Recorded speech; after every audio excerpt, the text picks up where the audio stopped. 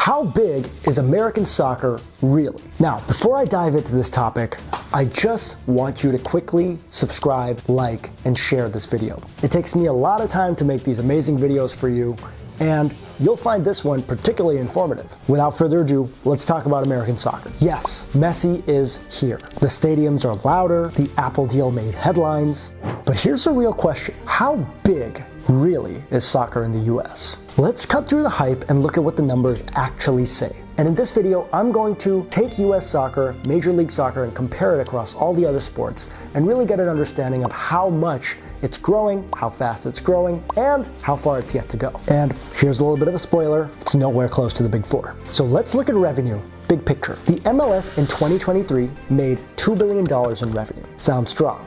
But let's compare it to the other leagues. The NFL in comparison made $19 billion. The MLB, $11 billion. The NBA, $10 billion. And the NHL, $6 billion. That means the MLS only makes 10% of what the NFL makes. If you really want to make a comparison, it's like bringing a go-kart to an F1 race. The average MLS team only makes $67 million a year. Compare that to the average NFL team, $594 million a year. MLB teams, $367 million. NBA teams, $333 million. Even the NHL, comparatively smaller, $200 million. Even the so-called small leagues tower over the MLS. Let's talk teams. Let's zero in on the star teams for these leagues. The biggest team in the MLS recently became Inter Miami because they made the headline-winning Lionel Messi signing. Inter Miami is projected to bring in over $200 million in 2025. That's huge for soccer. Let's compare it to the NBA's biggest team, the Golden State Warriors. The Golden State Warriors at the end of the 2024 season brought in $781 million and were valued at $9.4 billion. That is huge, and it far dwarfs the biggest team in the MLS. The Los Angeles Lakers, over $500 million. The New York Knicks, also over $500 million. The Yankees, the New York Yankees, the biggest baseball team in the world, $700 million. And all of those teams make more than 2-3x of what Inter Miami is projected to make. And these teams don't even have the GOATs of their sport. Lionel Messi is a global phenomenon. Stephen Curry is a national phenomenon, and his team brings in far more than what Lionel Messi can. Why is that? Let's break the statistics up even more. Because there's clearly some cultural and long-standing plays here that we need to look into. Here's where the big gap exists for soccer in America versus other sports. TV rights. TV deals are the main reason why American sports dominate. NFL's media rights are about $10 billion a year. The NBA, $2.7 billion a year. By 2025, it's expected to jump to $7.5 billion. The MLB, $1.7 billion a year. NHL, $600 million a year. Where's the MLS? Biggest deal the MLS has made with Apple for $250 million a year. It's far smaller than even the smallest league, quote unquote, the NHL. Way smaller. If you break down all the MLS teams, it's only about $8.3 million per MLS team.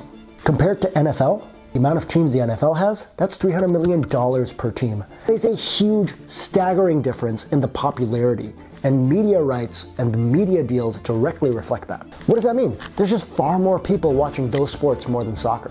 The MLS did a smart thing, in my opinion, by pivoting to future forward and doing a streaming deal with Apple TV, but it's still a small fraction of the legacy cash cow deals the other leagues have with cable providers. You also have to understand, in America, there's a massive local TV network that supports these traditional American sports. For example, baseball. For many years, we've been hearing that baseball popularity is going down. But in the MLB, Yankees Yes Network alone is worth $6 to $7 billion. Lakers have a local deal for $150 million a year. That's insane. That's like 2/3 of what MLS has for their entire league. Media is the lifeblood of modern sports leagues. Without these giant deals, your league may survive, but it won't thrive. Now, there's a separate conversation about culture that needs to be had as well. You don't see soccer being huge in college sports, but the college sports scene for football and basketball are massive, and I mean massive. College sports are actually bigger than professional soccer in the US. And it's because this culture that survives and thrives around college campuses that really give a lot of juice to college sports. I'll give you an example, a small one. The biggest college team is Ohio State. They crush it every year in college football. And they're valued at $1.9 billion. Billion with a B. And this is according to Sports Illustrated. That's more than most national soccer teams in Europe, let alone MLS teams. And that's before selling a single hot dog or a ticket at one of their games. Football and basketball are embedded, deeply ingrained in American history. Children just don't grow up dreaming about playing in the MLS. They'd much rather get a lucrative NFL deal or an NBA deal and play for those sports because it's so much more common in the American culture. You grow up dreaming of Friday Night Lights, playing in the Rose Bowl, playing in the Super Bowl. The culture is the economy. And colleges like Alabama, Michigan, Texas, Georgia pull in $150 million every year just in football revenue. These teams and these college football teams are also backed by massive donors that contribute to the football culture and to those teams. Coaches are paid millions of dollars every year just for college sports. Even the stadiums are massive. Some stadiums have over 100,000 seats, and those are regularly filled to the brim during local games. MLS has 30 teams. College football has 130 teams in Division I leagues. So the amount of players playing these sports are a lot more and far more numerous than kids who play soccer. It's not even a fair fight. Now, here's another fun fact. There's a global versus domestic challenge as well. MLS isn't just competing to get airtime with American sports. It's competing against global leagues like the La Liga, the English Premier League, the Bundesliga, where football, soccer, is played at a much higher level, and competing for those eyeballs and those fan bases is really hard. A lot of those teams have fans from all over the world. American teams don't have that fan base yet, but they're trying to change that by bringing in Messi, trying to bring in these big players to really get some eyeballs on their product. The problem is you still need a lot of good players. Fans love watching players like Haaland, Mbappe, Ronaldo, and many others who are playing at the peak of their game. Major League Soccer is still viewed by most of these players as a quote-unquote league where I want to finish my retirement, or a washed-up league. And that's not a fair comparison because it is getting better, but for those players to come here and bring their traveling fans with them is a big ask. So MLS isn't just behind locally, it's fighting a global juggernaut, and that is very, very difficult to steal attention from. So where does that leave Major League Soccer and soccer in the US and growth for the game? Yes, soccer is behind, but you can't deny that it's a very popular sport around the world and very popular sport in the US, and it's growing pretty rapidly. However, it's nowhere near the traditional American sports that dominate popularity like basketball, football, hockey, and baseball. MLS revenue is growing though. It grew by over 23% in 2023. Apple's TV deal gives them huge reach. Sponsorship revenue reached $665 million in 2024, up 13% from the previous year. Attendance is surging. 72,000 fans showed up for a Kansas City game.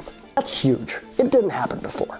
And Messi changed everything. And as we gear up for the 2026 World Cup, hosted in the US, Canada, and Mexico, having Messi's presence here adds a lot of fuel to that popularity and that fire. So I'm super excited to see how the US hosts this World Cup. It's going to be a lot of fun. Valuations also suggest that investors are very bullish on American soccer.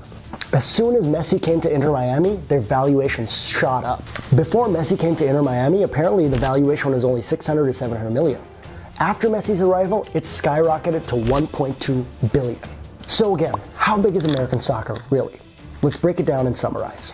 It's still small in revenue, fan base, and cultural significance. But it's growing really fast, faster than any other sport. In my opinion, I think it's still a decade or 15 years away from challenging leagues like the MLB, NBA, and others. And only if these leagues sort of start to plateau is when soccer may pass it.